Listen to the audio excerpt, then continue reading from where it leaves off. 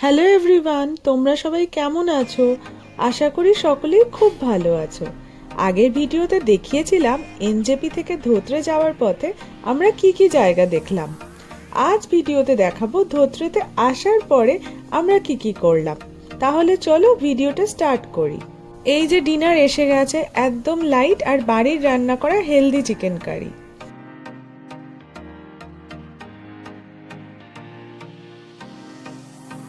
সকালে ওঠার পর দেখলাম আকাশ কিন্তু তখনও মেঘলা, যে কোনো সময় ঝমঝমিয়ে বৃষ্টি নামবে।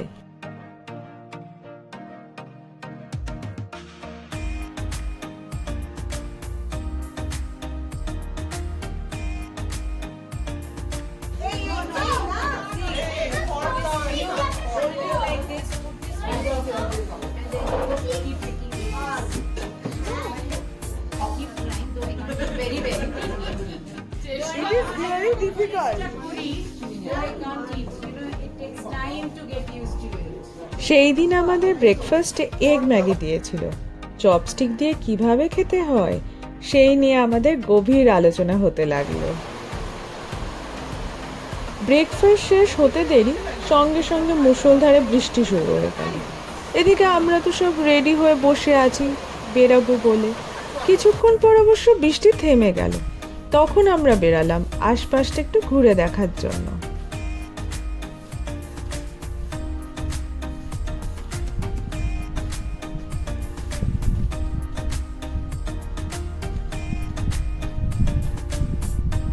আমরা যারা কলকাতায় থাকি বা তার আশেপাশে থাকি, তারা যখন ধোত্রে গিয়ে সকাল সকাল উঠে এই ভিউটা দেখবে, তখন কিন্তু নিজেদের চোখকে বিশ্বাস করতে একটু সময় আমাদের লাগবে।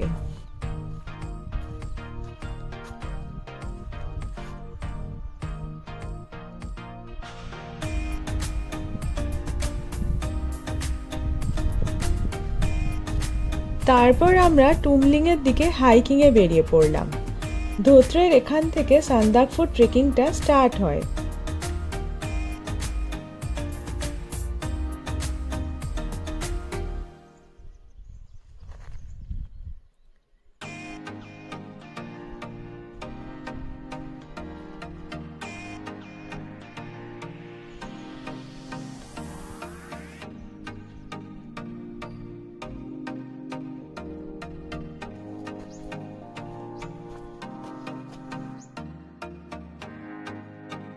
আমার হয়তো আর কিছুদিনের মধ্যেই 500 সাবস্ক্রাইবার কমপ্লিট হয়ে যাবে। আপনাদের সকলকে অনেক ধন্যবাদ আমাকে এত সাপোর্ট করার জন্য। আর হ্যাঁ, একটা কথা, আমার ভিডিওগুলো প্লিজ পুরোটা দেখবেন, অনেক ইনফরমেশন থাকে। আপনারা যখন যাবেন আপনাদেরও অনেক হেল্প করবেন। আর যারা এখনও আমার চ্যানেলটা সাবস্ক্রাইব করেননি তাদের আর কি বলবো, এবার প্লিজ সাবস্ক্রাইব করে দিন। আর হ্যাঁ, আমাকে কমেন্ট সেকশনে জানান আমার ভিডিওগুলো কেমন লাগছে। থ্যাঙ্কস আ লট।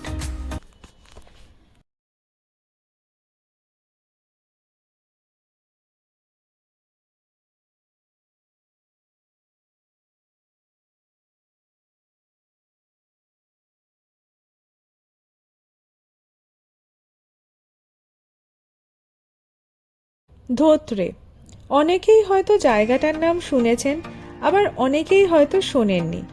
ধোত্রে একটা অফবিট মাউন্টেন এরিয়া, শিলিগুড়ি থেকে প্রায় 100 কিলোমিটার দূরে আর দার্জিলিং থেকে 45 কিলোমিটার দূরে একটি পাহাড়ি সুন্দর গ্রাম। জায়গাটার প্রাকৃতিক সৌন্দর্য নিয়ে যতই বলবো ততই কম বলা হবে। যারা ধোত্রে যাননি, আমি বলবো কাজের ফাঁকে সময় বার করে একবার ঘুরে আসুন। শহরের কোলাহল থেকে দূরে শান্ত পরিবেশ। কথা দিলাম ধোত্রের মায়া কাটাতে বেশ কয়েকদিন সময় লেগে যাবে।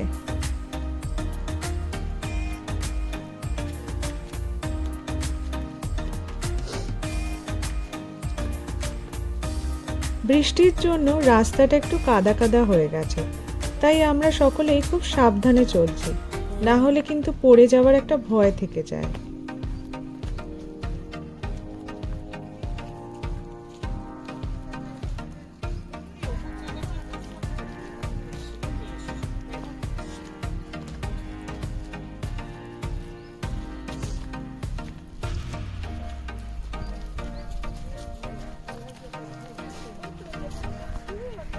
আমি চিরকালই বেড়াতে ভালোবাসি, কিন্তু আগে হয়তো বছরে একবার বা ম্যাক্সিমাম দুবার বেড়াতে যেতাম, কিন্তু এখন যখনই সময় পাই বেরিয়ে পড়ি। ফ্রাইডে বা মানডে এই একদিন বা দুদিন যদি ছুটি ম্যানেজ করে নিতে পারি তাহলেই ব্যাস। প্রকৃতির যতই কাছে যাব ততই তো ভিন্ন স্বাদের অভিজ্ঞতার সাক্ষী হতে পারবো। জীবন তো একটাই, বলুন, যতটা সম্ভব ঘুরে নেওয়া যায় ততই ভালো।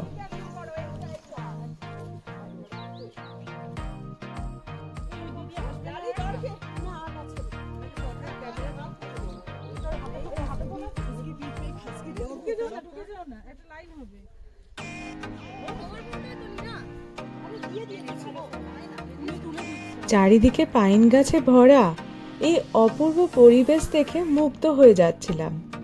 এই রাস্তা দিয়ে যখন যাচ্ছিলাম তখন যে কি অনুভব করছিলাম সেটা ঠিক বলে বোঝাতে পারবো না।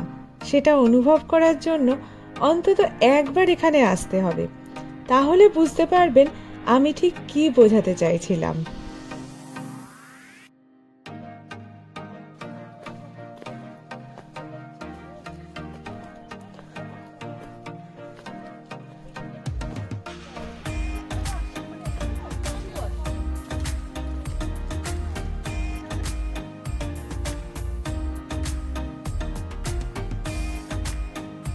তবে আমরা রডোডেনড্রন দেখতে পাইনি। মার্চ এপ্রিলে গেলে রডোডেনড্রনের রাস্তাটা পুরো ছেয়ে থাকবে।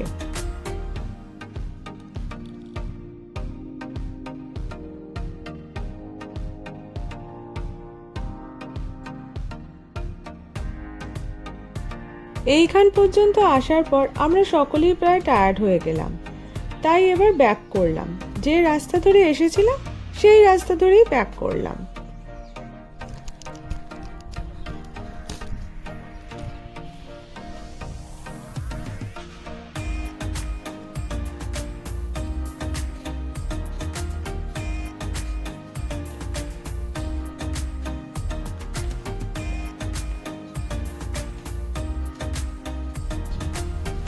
আজ তো মেঘলা আকাশের জন্য সানরাইজ দেখা গেল না, না দেখা গেল কাঞ্চনজঙ্ঘা। কিন্তু দ্বিতীয় দিনে কি কাঞ্চনজঙ্ঘা দেখতে পেলাম সেটা জানার জন্য কিন্তু আমার আপকামিং ভিডিওসগুলো দেখতে হবে।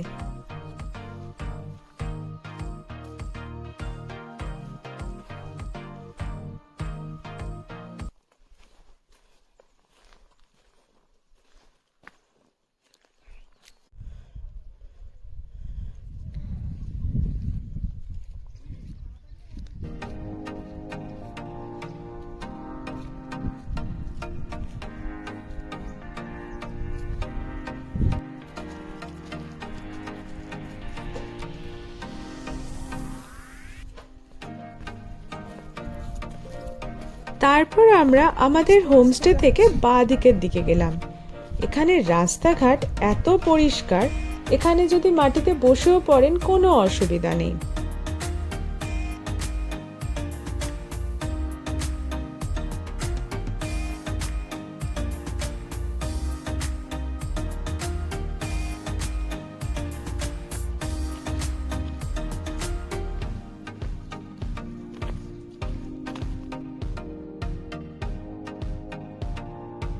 জায়গাটা এত সুন্দর যে তাকে ক্যামেরা বন্দি করার লোভ আর সামলাতে পারলাম না।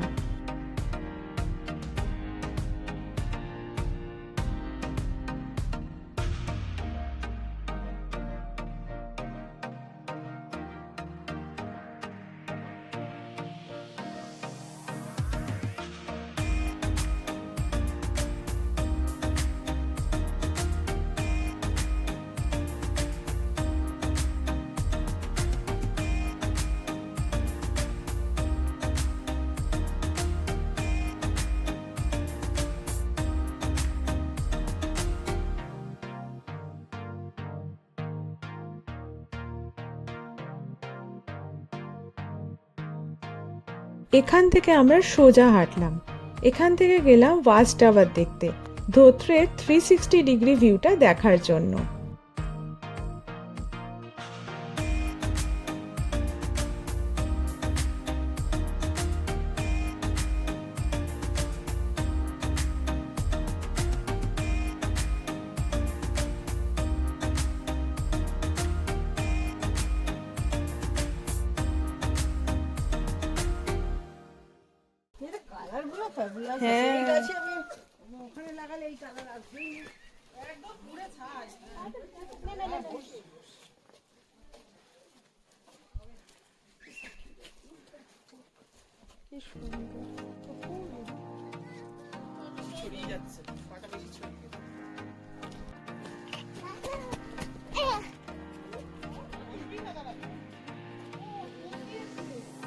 क्या नाम है तुम्हारा?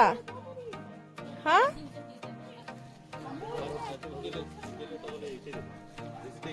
আচ্ছা, কয়েকটা কথা বলে দিই। এখানে যে কোনো সময় কিন্তু বৃষ্টি হতে পারে, তাই ছাতা ক্যারি করাটা মাস্ট।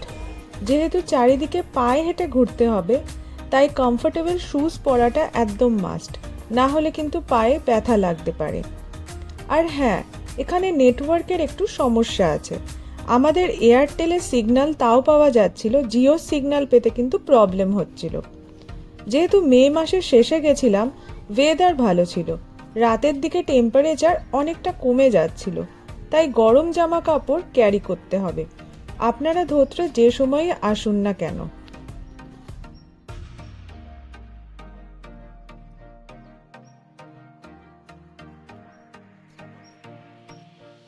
এই যে পৌঁছে গেছি অলমোস্ট ওয়াচ টাওয়ার। এখান থেকে সিঁড়ি দিয়ে উঠতে হবে। ওই যে দেখা যাচ্ছে ওখানে ওয়াচ টাওয়ার, এটা অনেকটাই ওপরে। তো আস্তে আস্তে হাঁটলে ভালো, তাড়াতাড়ি হাঁটলে তত ক্লান্ত হয়ে পড়বেন। আস্তে আস্তে হাঁটছি তাই, কিন্তু অভিজ্ঞতাটা খুব ভালো। আর এত সুন্দর ওয়েদার, আপনাদের মনে হবে বারবার এখানেই ফিরে আসে।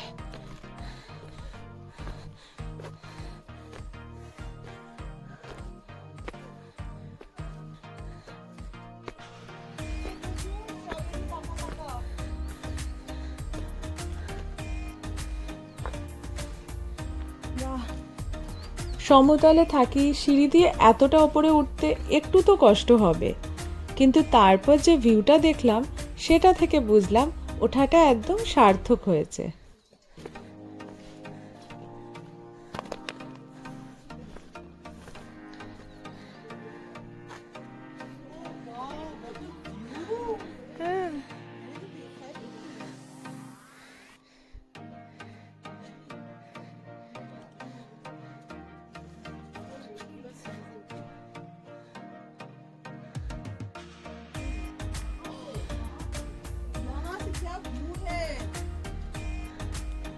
দার্জিলিংয়ের চেয়েও উচ্চতম জায়গা ধোত্রে, খুবই সুন্দর শীতল একটি গ্রাম। চারিদিকে পাইন বনের মধ্যে একদিকে কাঞ্চনজঙ্ঘা ভিউ দেখা, অন্যদিকে সূর্যোদয় দেখা, এটাই ধোত্রের প্রধান আকর্ষণ। যদিও বৃষ্টির কারণে আমরা সূর্যোদয় দেখতে পারিনি।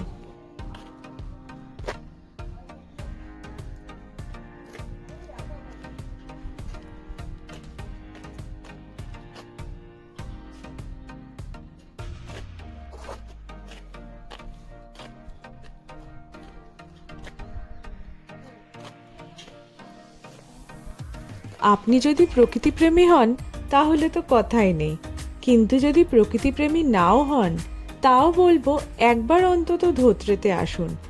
এই জায়গার প্রেমে আপনি পড়বেনই, আর এই স্থান আপনার মনে জায়গা করে নেবে চিরদিনের জন্য।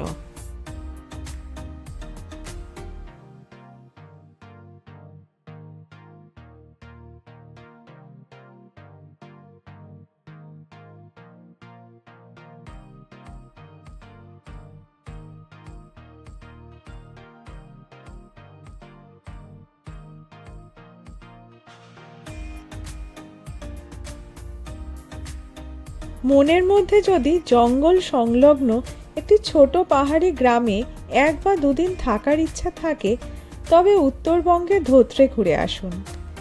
এটি দার্জিলিং জেলার অধীনে সিঙ্গালীলা জাতীয় উদ্যানের কাছে অবস্থিত। এখানকার প্রাকৃতিক সৌন্দর্য অতুলনীয়। প্রচুর পাইন গাছ জায়গাটাকে অসম্ভব আকর্ষণীয় করে তোলে। বর্ষায় ভাসমান মেঘ খুবই মোহনীয়। প্রথম নজরেই জায়গাটার প্রেমে পড়ে গেলাম। এতই শান্ত পরিবেশ।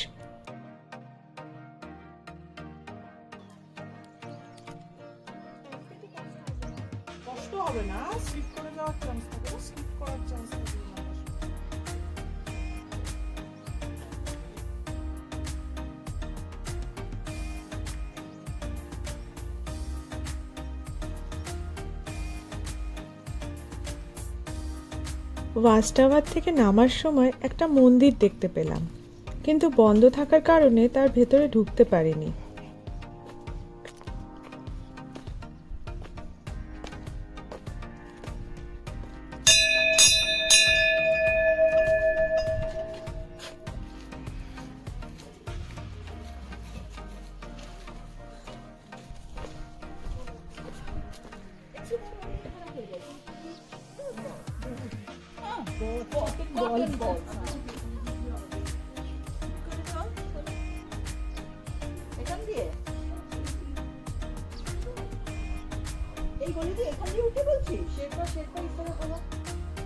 এখান থেকে একটা শর্টকাট রাস্তা আছে শেরপা হোমস্টেতে যাওয়ার। আমরা সেই রাস্তা ধরেই ফিরলাম।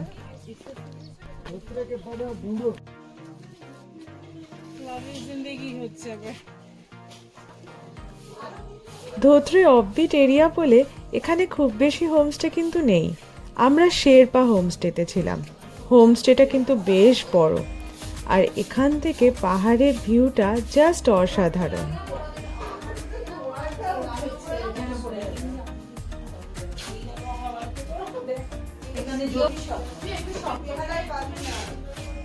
আমার হয়তো আর কিছুদিনের মধ্যেই 500 সাবস্ক্রাইবার কমপ্লিট হয়ে যাবে। আপনাদের সকলকে অনেক ধন্যবাদ আমাকে এত সাপোর্ট করার জন্য। আর হ্যাঁ, একটা কথা, আমার ভিডিওগুলো প্লিজ পুরোটা দেখবেন। অনেক ইনফরমেশন থাকে। আপনারা যখন যাবেন আপনাদেরও অনেক হেল্প করবে। আর যারা এখনও আমার চ্যানেলটা সাবস্ক্রাইব করেননি তাদের আর কি বলবো, এবার প্লিজ সাবস্ক্রাইব করে দিন। আর হ্যাঁ, আমাকে কমেন্ট সেকশনে জানান আমার ভিডিওগুলো কেমন লাগছে। থ্যাঙ্কস আ লট। সন্ধেবেলাটা আমাদের কেটে গেল ঝালমুড়ি আর গান বাজনা দিয়ে। এত সুন্দর পরিবেশ আর এত সুন্দর সুন্দর মানুষ থাকলে বেড়ানোটা সত্যি সার্থক হয়ে ওঠে।